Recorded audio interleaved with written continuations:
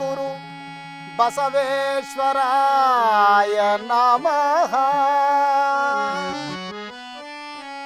ಓಂ ಜೈ ಸದ್ಗುರು ಬಸವಲಿಂಗಾಯ ನಮಃ.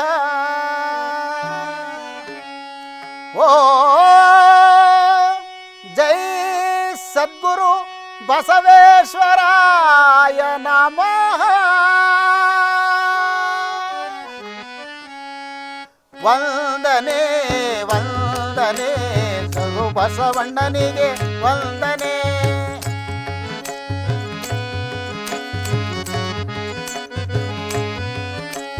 ವಂದನೆ ವಂದನೆ ಗುರು ಬಸವಣ್ಣನಿಗೆ ವಂದನೆ. ಜಗದ ಅಜ್ಞಾನವ ನೀಗಿಸಿದಾತ ನಿನಗಿದು ಶತಕೋಟಿ ವಂದನೆ.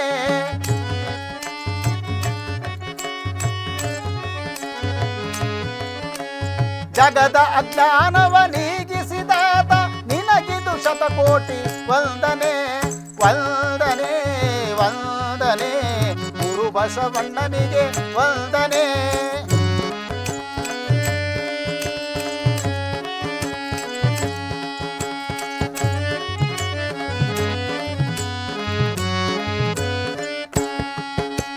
ಜಗದ ಜನರಿಗೆ ಬೆಳಕ ತೋರಿದೆ ಗುರು ಬಸವಣ್ಣ.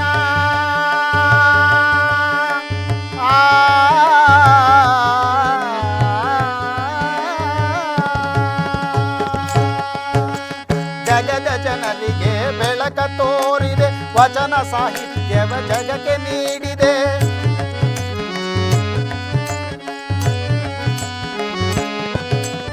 ಜಗದ ಜನರಿಗೆ ಬೆಳಕ ತೋರಿದೆ, ವಚನ ಸಾಹಿತ್ಯವ ಜಗಕ್ಕೆ ನೀಡಿದೆ.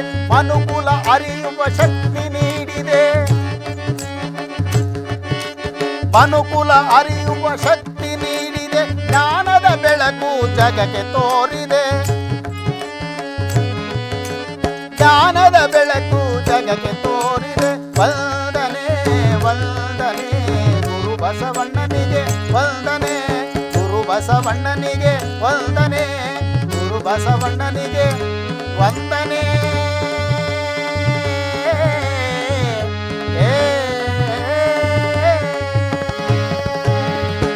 ಓಂ ಜೈ ಸದ್ಗುರು ಬಸವೇಶ್ವರಾಯ ನಮಃ. ಓಂ ನಮಃ ಶಿವಾಯ.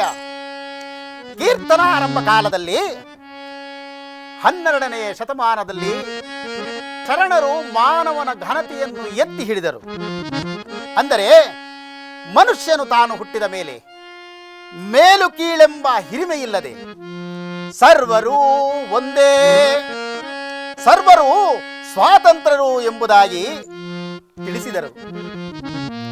ಜಾತಿ ಭೇದಗಳನ್ನು ಕಿತ್ತು ಹೊಗೆದು ಸರ್ವ ಸಮಾನತೆಯ ಸಮಾಜವನ್ನು ನಿರ್ಮಾಣವನ್ನು ಮಾಡಿ ಕಲ್ಯಾಣ ರಾಜ್ಯವನ್ನು ಸ್ಥಾಪಿಸಿದರು.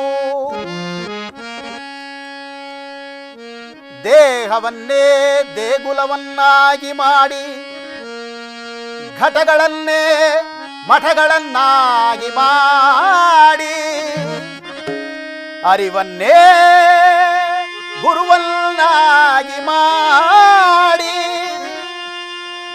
ದೇಹವನ್ನೇ ದೇಗುಲವನ್ನಾಗಿ ಮಾಡಿ ಘಟಗಳನ್ನೇ ಮಠಗಳನ್ನಾಗಿ ಮಾಡಿ ಈ ಅರಿವನ್ನೇ ಗುರುವನ್ನಾಗಿ ಮಾಡಿ ಏಕದೇವೋಪಾಸನೆಗೆ ಒಳಪಡಿಸಿದರು. ಏಕದೇವೋಪಾಸನೆ ಎಂದರೆ ನೀನು ಕಲ್ಪಿಸಿಕೊಂಡ ಹಾಗೆ ಮನುಷ್ಯ ರೂಪಿಯ ನಾನಾ ದೇವರುಗಳಲ್ಲ, ಮನುಷ್ಯ ರೂಪಿಯ ನಾನಾ ದೇವರುಗಳಲ್ಲ, ಸರ್ವಶಕ್ತನೂ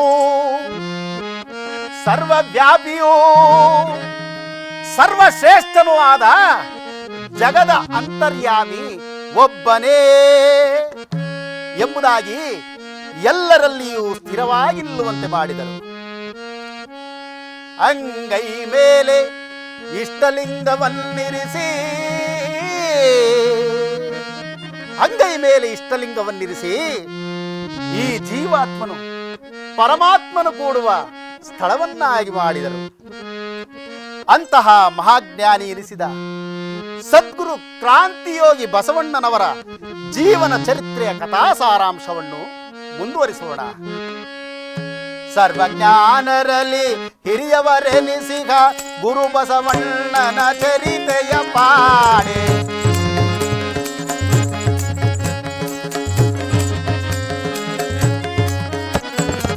ಸರ್ವಜ್ಞಾನರಲ್ಲಿ ಹಿರಿಯವರೆನಿಸಿಗ ಗುರು ಬಸವಣ್ಣನ ಚರಿತೆಯ ಪಾಡೆ. ಪಾಡಿ ಪೊಗಳಲು ಬಲು ಮೋಹಕವೆನಿಬುದು,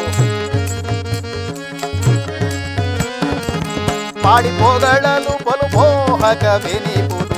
ಸುರಚಿರ ವಾರ್ತೆಯ ಪೇಳುವೆನು. ಗುರು ಬಸವೇಶ್ವರ, ಗುರು ಬಸವೇಶ್ವರ, ಗುರು ಬಸವೇಶ್ವರ ಶರಣು ಶಿವ.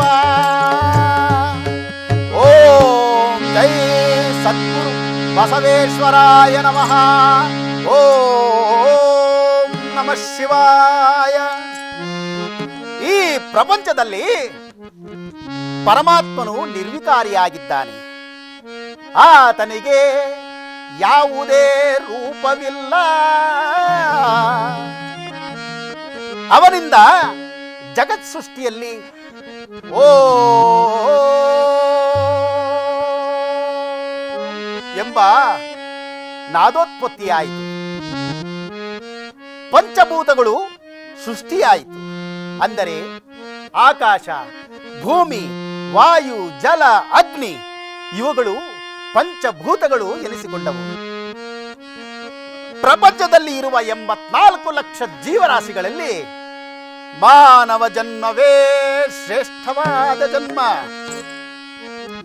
ಅಂತಹ ಶ್ರೇಷ್ಠವಾದ ಜನ್ಮವನ್ನು ಅರ್ಥೈಸಿಕೊಳ್ಳದ ಮಾನವನು ತಾನು ಬೆಳೆದಂತೆಲ್ಲ ಮೂಢನಂಬಿಕೆ, ಹಿಂಸೆ, ಸ್ವಾರ್ಥ, ಶೋಷಣೆ, ಅಸೂಯೆ, ಅಹಂಕಾರ ಇವರೆಲ್ಲರ ಜೊತೆಗೆ ಜಾತಿ ಎಂಬ ಹೆಸರಿನಲ್ಲಿ ಮನುಷ್ಯನು ಮನುಷ್ಯನನ್ನೇ ತುಚ್ಛೀಕರಿಸುವುದು, ನಿಂದಿಸುವುದು, ಮಾತನಾಡುವುದು, ಮೇಲು ಕೀಳೆಂಬ ಭಾವನೆಯಿಂದ ಮೆರೆಯುತ್ತಿದ್ದರು.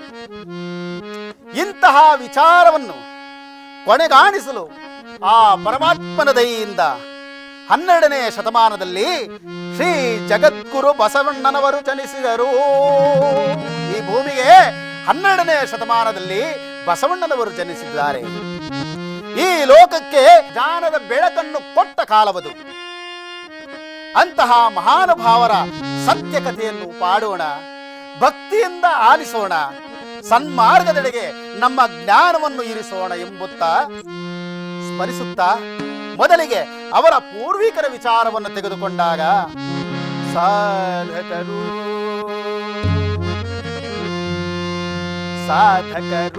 ಬಲು ಜ್ಞಾನಿಗಳು, ಕರುಣೆಯ ತುಂಬಿದ ಕರುಣಾಕರರು.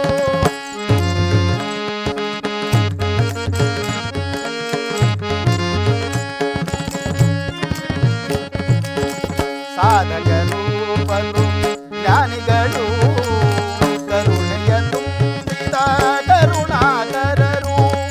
ಈಶಾನ್ಯ ಗುರುಗಳ ವಂದಿಪರು,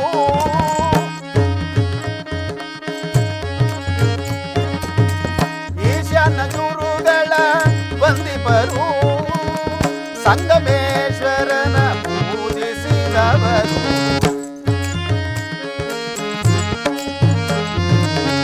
ಸಂಗಮೇಶ್ವರನ ಪೂಜಿಸಿದವರು. ಸಾಧಕರು ಬಲು ಜ್ಞಾನಿಗಳು, ಕರುಣೆಯ ತುಂಬಿದ ಕರುಣಾಕರರು.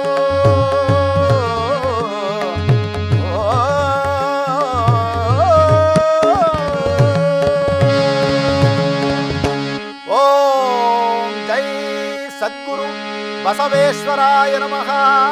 ಓಂ ನಮಃ ಶಿವಾಯ.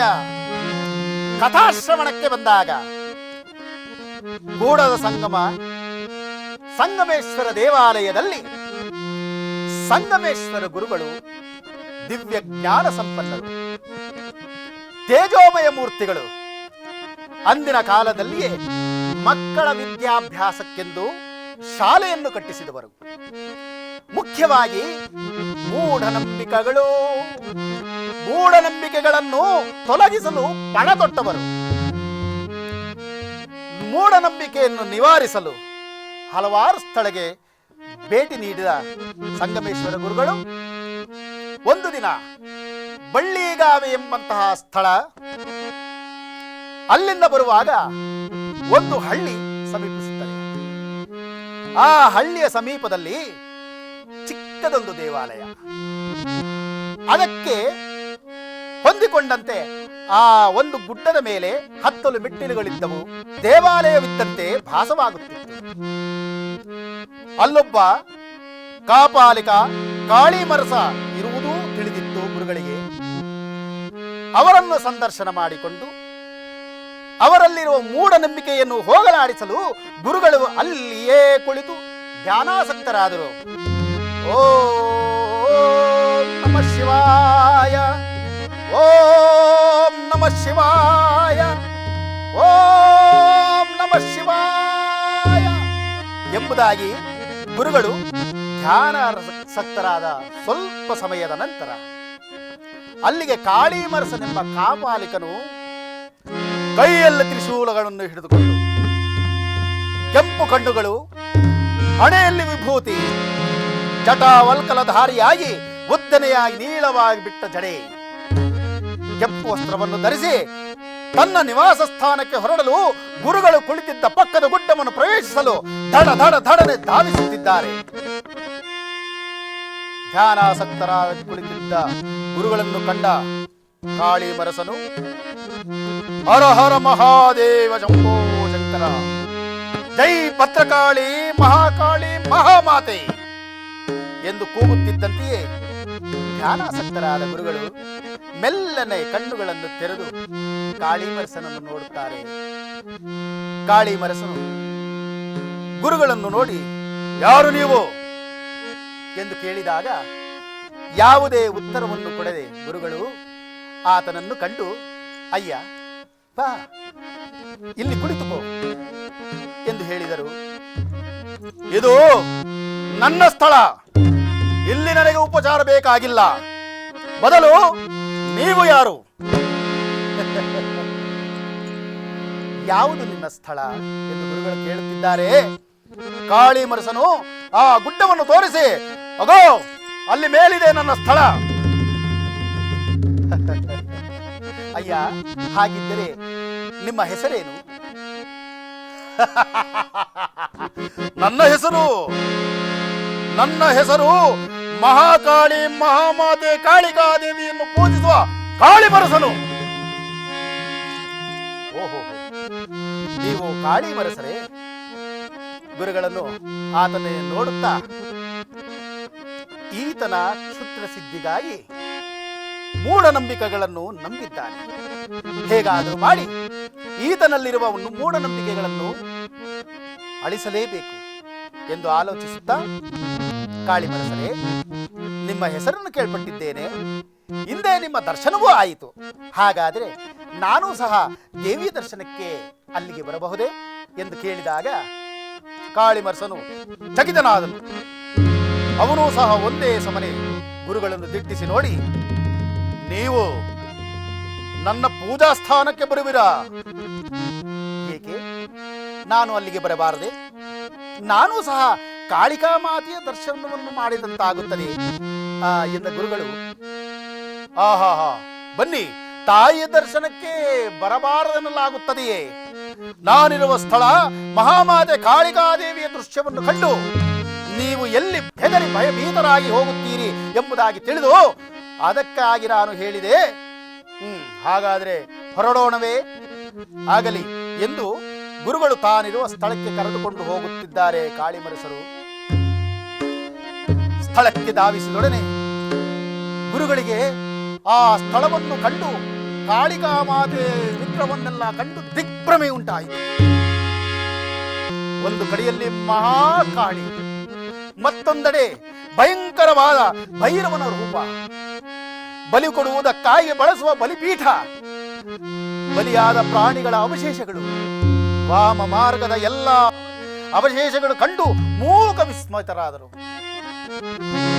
ಕ್ಷುದ್ರ ಸಿದ್ಧಿಗಾಗಿ ಅವನ ಶಕ್ತಿಯೆಲ್ಲವೂ ವ್ಯರ್ಥವಾಗುತ್ತಿರುವುದನ್ನು ಕಂಡು ಉಗ್ರ ಬಲಿಪೂಜೆಯ ನಿರತನಾದ ಕಾಳಿಮರಸನನ್ನು ಸಾತ್ವಿಕ ಉಪಾಸನೆಯತ್ತ ತಿರುಗಿಸಲು ಮನಸ್ಸು ಮಾಡಿದರು. ಕಾಳಿಮರಸನನ್ನು ನೋಡುತ್ತಿದ್ದಾರೆ ಗುರುಗಳು. ಕಾಳಿಮರಸರೇ, ನೀವು ಪೂಜಿಸುತ್ತಿರುವ ಕ್ಷುದ್ರ ಪೂಜೆ ಸರಿ ಎನಿಸುತ್ತಿದೆಯೇ? ಇದನ್ನೆಲ್ಲ ನಂಬಬಾರದು. ನೀವು ಪೂಜಿಸುತ್ತಿರುವ ಕಾಳಿಕಾ ಮಾತೆಯು ಪ್ರಾಣಿಗಳ ಬಲಿಯನ್ನು ಎಂದೂ ಅಪೇಕ್ಷಿಸಲಿಲ್ಲ. ದಯಮಾಡಿ ಪ್ರಾಣಿ ಹತ್ಯಾಕಾಂಡವನ್ನು ಇಲ್ಲಿಗೆ ಕೈಬಿಡಿ, ನಿಲ್ಲಿಸಿಬಿಡಿ. ಅದಕ್ಕೆ ಕಿವಿಗೊಡದ ಕಾಳಿಮರಸನು ನಿನಗೆಲ್ಲೋ ಭ್ರಾಂತು. ನಿನಗೆ ನನ್ನ ತಾಯಿಯ ಪೂಜಾ ವಿಧಾನವು ತಿಳಿದಿಲ್ಲ. ಬಲಿಯನ್ನು ಕೊಡದಿದ್ದರೆ ಶಾಂತಳಾಗುತ್ತಾಳೆ ದೇವಿ. ಅವಳು ದುಷ್ಟರ ಸಂಹಾರಕ್ಕಾಗಿ ರುಂಡಗಳನ್ನು ಚೆಂಡಾಡಿ ರುಂಡಮಾಲಾಧರಣಿಯಾಗಿ ನಿಂತವಳು. ನನ್ನ ತಾಯಿಯ ಬಗ್ಗೆ ನಾನು ತಿಳಿಸುತ್ತೇನೆ. ನನ್ನ ತಾಯಿ, ನನ್ನ ಆರಾಧ್ಯ ದೇವತೆ ಕಾಳಿಕಾ ಮಾತೆಗೆ ನೀನು ಒಂದೇ ಒಂದು ಪ್ರಾಣಿ ಬಲಿಯನ್ನು ಕೊಟ್ಟು ನೋಡು, ನಿನ್ನ ಇಷ್ಟಾರ್ಥವು ನೆರವೇರುತ್ತದೆ. ತಾಯಿಯನ್ನು ನಂಬಿ ನಾನು ಕೊಡುವ ಈ ತಾಯಿತವನ್ನು ಕಟ್ಟಿಕೊಂಡು ನೋಡು, ನಿನ್ನ ಅನಿಷ್ಟಗಳು ದೂರವಾಗುತ್ತದೆ ಎಂದು ಅವರ ಭಾಷೆಯಲ್ಲಿ ನಾನಾ ವಿಧವಾಗಿ ಚರ್ಚಿಸುತ್ತಾನೆ ಸಂಗಮೇಶ್ವರ ಗುರುಗಳ ಬಳಿಯಲ್ಲಿ. ಗುರುಗಳು ಬಹಳ ದುಃಖಪಟ್ಟರು. ಅಯ್ಯೋ ಕಾಳಿಮರಸರೇ, ಪ್ರಾಣಿ ಹಿಂಸೆ ಮಹಾಪಾಪವಲ್ಲವೇ? ಅದೂ ಸಹ ನಮ್ಮಂತೆಯೇ ಬದುಕಲೆಂದು ಈ ಭೂಮಿಯ ಮೇಲೆ ಸೃಷ್ಟಿಯಾಗಿದೆ. ಪರಮಾತ್ಮನು ನಾವೆಲ್ಲರೂ ಬದುಕಲು ನಮಗಾಗಿ ಎಲ್ಲವನ್ನು ಸೃಷ್ಟಿಸಿದ್ದಾನೆ. ನಮಗಾಗಿ ಪರಮ ಜ್ಞಾನವನ್ನು ನೀಡಿದ್ದಾನೆ. ಆ ಪರಮಾತ್ಮನು ನಮ್ಮಿಂದ ಯಾವುದನ್ನೂ ಅಪೇಕ್ಷಿಸುವುದಿಲ್ಲ. ಅವನಿಗೆ ಬೇಕಾಗಿರುವುದು ಒಂದೇ, ಭಕ್ತಿ ಎಂಬ ಮಾರ್ಗ. ಹೀಗಿರುವಾಗ ಕ್ಷುದ್ರ ಸಿದ್ಧಿಗಾಗಿ ಪ್ರಾಣಿ ಹಿಂಸೆ ಮಾಡುವುದು ಮಹಾಪಾಪ. ನೀವು ಇಂತಹ ಪೂಜೆಗಳನ್ನು ಮಾಡುವುದರಿಂದ ಯಾವ ಉಪಾಯವೂ ಇಲ್ಲ. ದಯಮಾಡಿ ಪೂಜಾ ವಿಧಾನವನ್ನು ಇಲ್ಲಿಗೆ ನಿಲ್ಲಿಸಿ ಎಂದು ಹೇಳಿದರು. ಯಾವುದೇ ವಿಚಾರವನ್ನು ಒಪ್ಪುತ್ತಿರಲಿಲ್ಲ ಕಾಳಿಮರಸರು. ಯಾವುದೇ ವಿಚಾರವನ್ನು ಒಪ್ಪುತ್ತಿರಲಿಲ್ಲ ಕಾಳಿಮರಸರು. ಕಡೆಯದಾಗಿ ಸಂಗಮೇಶ್ವರ ಗುರುಗಳು, ಕಾಳಿಮರಸರೇ, ಹೋಗಲಿ, ನಮ್ಮ ಮಾತನ್ನು ನೀವು ಒಪ್ಪದಿದ್ದರೂ ಪರವಾಗಿಲ್ಲ. ನಾನಿರುವ ಕೂಡಲ ಸಂಗಮ ಕ್ಷೇತ್ರಕ್ಕೆ ಬನ್ನಿ. ನಮ್ಮಲ್ಲಿಯ ಪೂಜಾ ವಿಧಾನಗಳು, ಅಲ್ಲಿಯ ಪದ್ಧತಿಗಳು, ಅಲ್ಲಿಗೆ ಬರುವ ಭಕ್ತರು, ಆ ಸ್ಥಳದ ಮಹಿಮೆಯನ್ನು ಒಮ್ಮೆ ನೋಡಿ ನಿಮ್ಮ ಮನಸ್ಸು ಹಗುರವಾಗುತ್ತದೆ. ನನ್ನೊಡನೆ ಬನ್ನಿ. ನೀವು ನಮ್ಮ ಮಾರ್ಗವನ್ನು ಒಪ್ಪದಿದ್ದರೂ ಚಿಂತೆ ಇಲ್ಲ. ಅಲ್ಲಿ ಕೆಲವು ದಿನಗಳು ಇದ್ದು ಅಲ್ಲಿಯ ಕ್ಷೇತ್ರ ಮಹಿಮೆಯನ್ನು ತಿಳಿದು ಹಿಂದಿರುಗಬಹುದು ಎಂದಾಗ ಕಾಳಿಮರಸರಿಗೆ ಈ ಮಾತು ಸರಿ ಎನಿಸಿತು. ಗುರುಗಳೊಡನೆ ಕೂಡಲ ಸಂಗಮ ಕ್ಷೇತ್ರಕ್ಕೆ ಪ್ರಯಾಣಿಸುತ್ತಾರೆ ಕಾಳಿಮರಸರು. ಸಂಗಮೇಶ್ವರ ಗುರುಗಳ ಒಡನಾಟ ಮತ್ತು ಸಂಗಮ ಕ್ಷೇತ್ರದ ಕಾರ್ಯಮಹಿಮೆಗಳು ಕಾಳಿಮರಸರ ಮೇಲೆ ಅತ್ಯಂತ ಪ್ರಭಾವವನ್ನು ಬೀರಿತು. ಕಾವಾಳಿಗ ಕಾಳಿಯರಸ ಎಂದು ಪ್ರಸಿದ್ಧನಾಗಿದ್ದ ಕಾಪಾಲಿಕನಲ್ಲಿ ಅವು ಸಂಪೂರ್ಣವಾಗಿ ಪರಿವರ್ತನೆ ಉಂಟು ಮಾಡಿತು. ಆತ ಕಾಳಿಮರಸನಾಗಿ ಸಂಗಮೇಶ್ವರದಲ್ಲಿಯೇ ನೆಲೆಸಿ ಗುರುಗಳ ಪ್ರಮುಖ ಸಹಾಯಕನಾಗಿ ಪರಿಣಮಿಸಿದ. ಅಲ್ಲಿಗೆ ಗುರುಗಳ ಭಾವನೆಯಲ್ಲಿ ಕಾಳಿಮರಸನು ಪ್ರಾಣಿ ಹಿಂಸಾಕಾರಕ, ಆತನನ್ನು ಮುಟ್ಟಿಸಿಕೊಳ್ಳಬಾರದು, ಅವನು ಕೀಳು ಜಾತಿಯವನು, ಅವನನ್ನು ಯಾವುದೇ ಕಾರ್ಯದಲ್ಲಿ ಭಾಗಿ ಮಾಡಿಕೊಳ್ಳಬಾರದು ಎಂದು ಅವರ ಭಾವನೆಯಲ್ಲಿ ಎಂದೂ ಬರಲಿಲ್ಲ. ಬದಲಾಗಿ ಕಾಳಿಮರಸನನ್ನು ಜೊತೆಯಲ್ಲಿ ಆಪ್ತರನ್ನಾಗಿ ಬೆಳೆಸಿಕೊಂಡರು ಸಂಗಮೇಶ್ವರ ಗುರುಗಳು. ಅಲ್ಲಿಂದಾಚೆಗೆ ಗುರುಗಳಿಂದ ಸನ್ಮಾರ್ಗ ಪಡೆದ ಕಾಳಿಮರಸರು ತನ್ನ ಹಾಗೆ ಮೂಢನಂಬಿಕೆಯಲ್ಲಿ ನಿರತರಾದ ಕಾಪಾಲರಿಗೆ ಅವರನ್ನೂ ಸಹ ಸನ್ಮಾರ್ಗದ ಹಾದಿಯಲ್ಲಿ ಬೆಳೆಸಲು ನಿರತರಾದರು. ಇಲ್ಲಿ ತಿಳಿಯಬೇಕಾದ್ದು ಒಂದೇ ಸಂಗತಿ, ನಾವು ಒಳ್ಳೆಯವರ ಅಥವಾ ಸುಜ್ಞಾನಿಗಳ ಸಹವಾಸವನ್ನು ಮಾಡಿದರೆ ನಾವು ಸಹ ಸದ್ಗುಣವಂತರಾಗುತ್ತೇವೆ ಎಂಬುದಾಗಿ. ಅದಕ್ಕೆ ಹಿರಿಯರು ಹೇಳುತ್ತಾರೆ,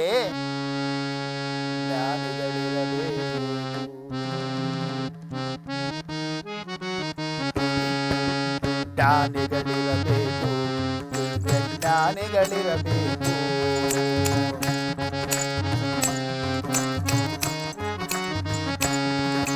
ಜ್ಞಾನಿಗಳಿರಬೇಕು, ದಿವ್ಯ ಜ್ಞಾನಿಗಳಿರಬೇಕು. ಅಂಧಕಾರವ ಹರಿಸುವ ಸುಜ್ಞಾನಿಗಳಿರಬೇಕು.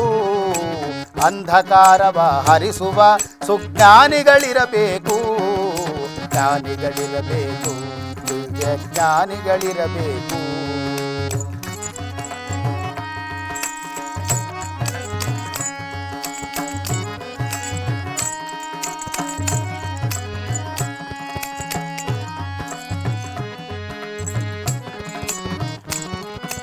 ಮೂಢನಂಬಿಕೆಗಳ ದೂರ ಮಾಡಬೇಕು.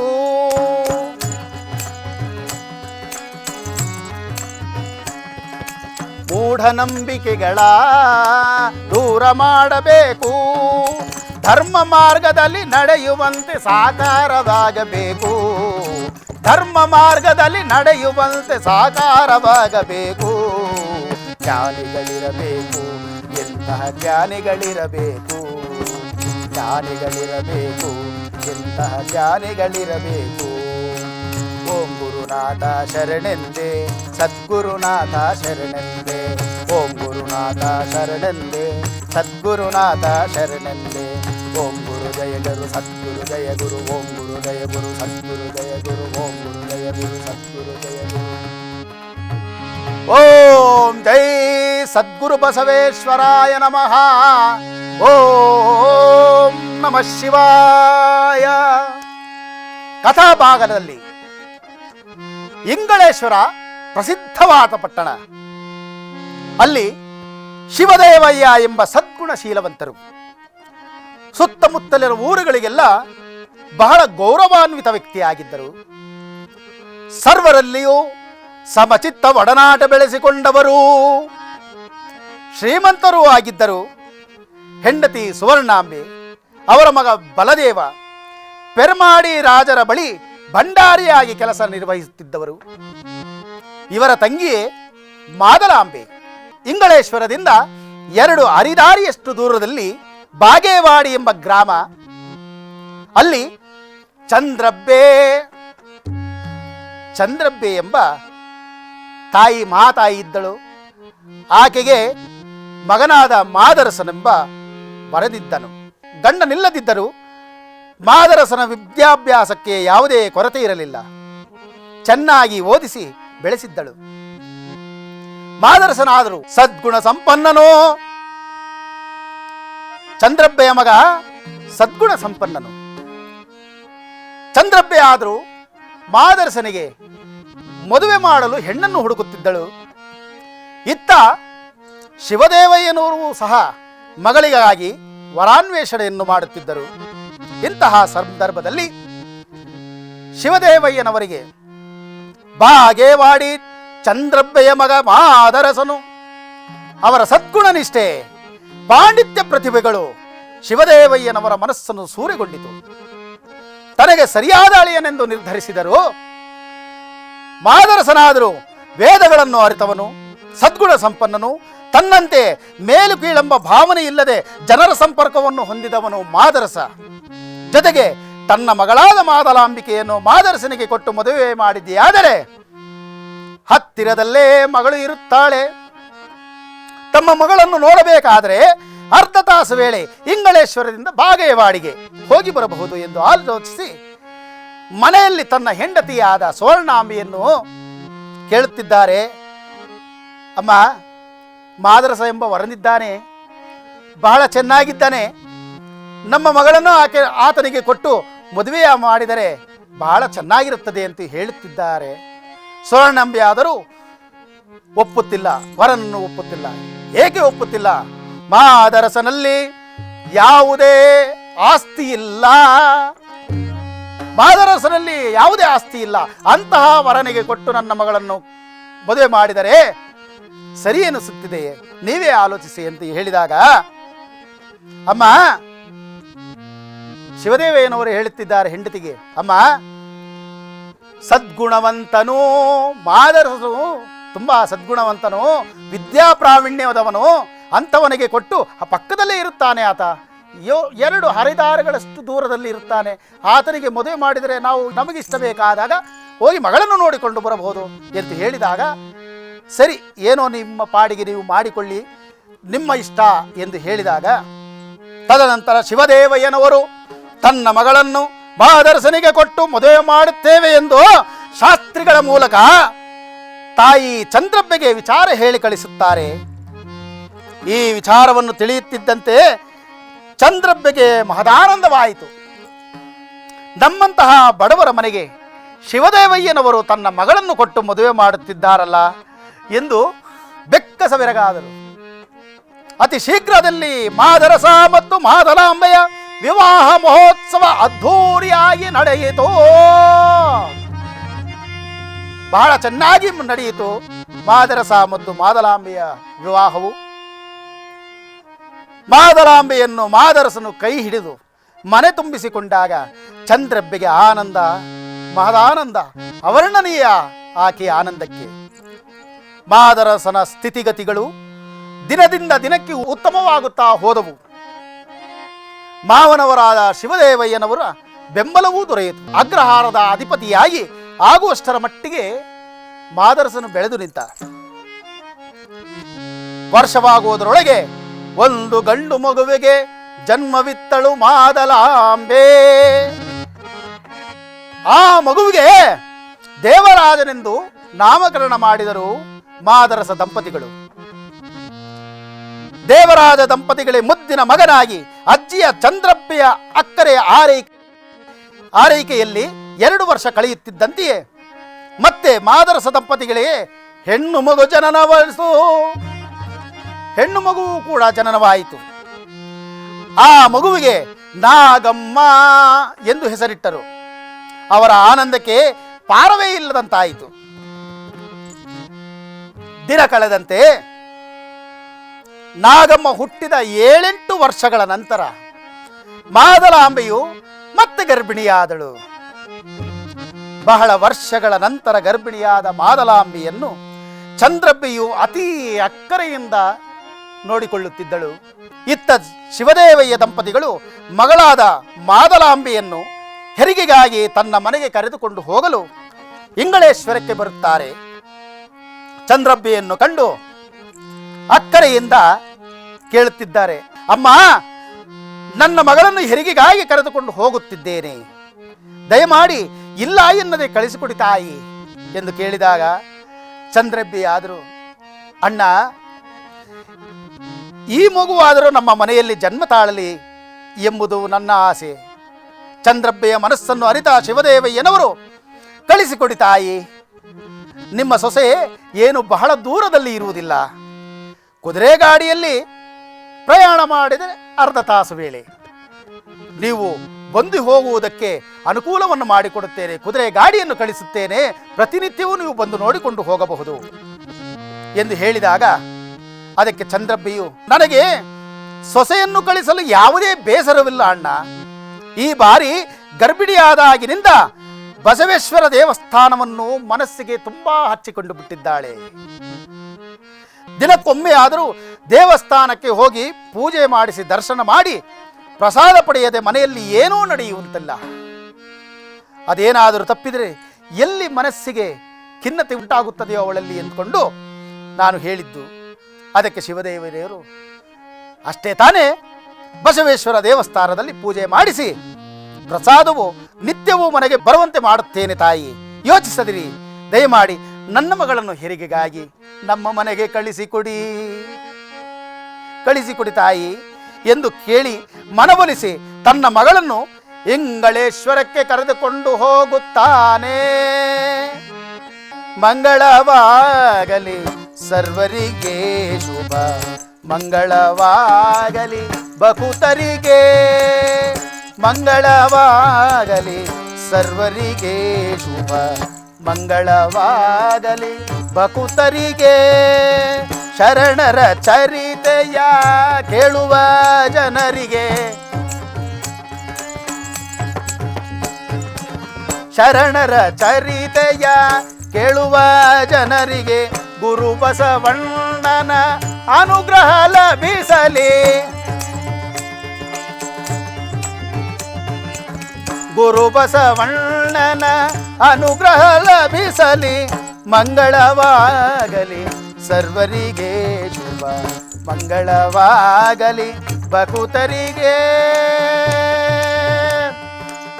ಏ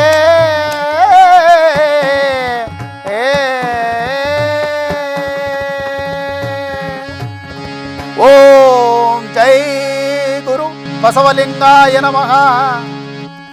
ಓಂ ಜೈ ಸದ್ಗುರು ಬಸವೇಶ್ವರಾಯ ನಮಃ. ಓಂ ನಮಃ ಶಿವಾಯ.